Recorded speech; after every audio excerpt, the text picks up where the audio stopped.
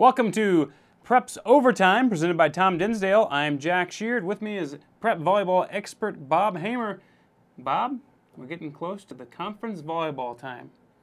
It's coming right up, Jack. Starts this week, goes on into next week. A lot of good tournaments in the area, and the city teams going on as well. Now, Grand Island will be at the Heartland Athletic Conference Tournament.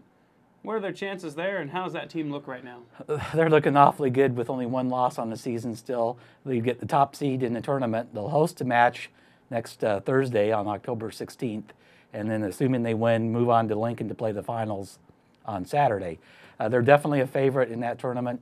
They haven't been beaten by, there's a couple of tough teams there. Lincoln Southwest is pretty good, Lincoln East is good, but Grand Island's beaten them both a couple of times, so they're a definite favorite in that tournament.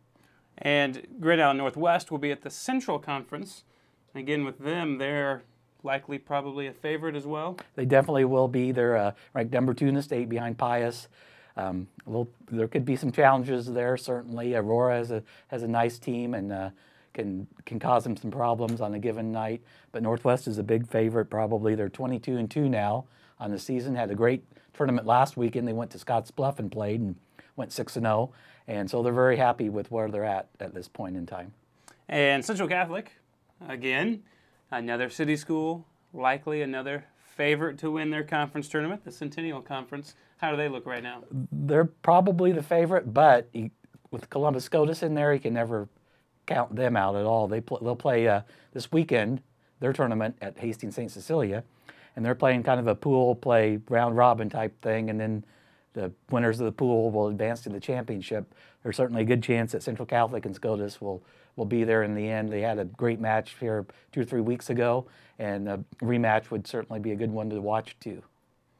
And another big conference tournament to be watching with a lot of power teams is the Lou Platte tournament, right? Am I right That's on right. that? Yeah, it's coming up. It'll come up, begin next Thursday on the 16th.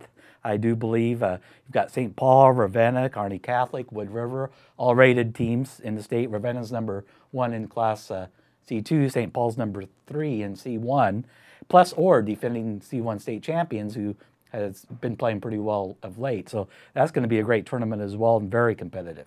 And Ravenna has played CC how many times this year? They have played them twice and beaten them once. Beaten them once. So there's some good teams throughout this area coming up on some conference tournaments. How will this conference tournament time set up the rest of the season? Well, it can certainly give some teams a boost. If they do well in the conference tournament, maybe confidence to head down the stretch here. Other teams, if you don't play as well, it may hurt them a bit, but you still have time to bounce back, put things back together if you have some problems. And when you play good teams, you learn things even if you lose. So they can learn some things about what they have to do as they head into the districts early in November. We'll look forward to that, and we'll look forward to coverage of all these games and the Independent. On the video side, look forward this weekend to checking out some Gish softball in the district play that starts this week. And the Friday night football will have Gish and Northwest, both their games. We'll have some highlights for you.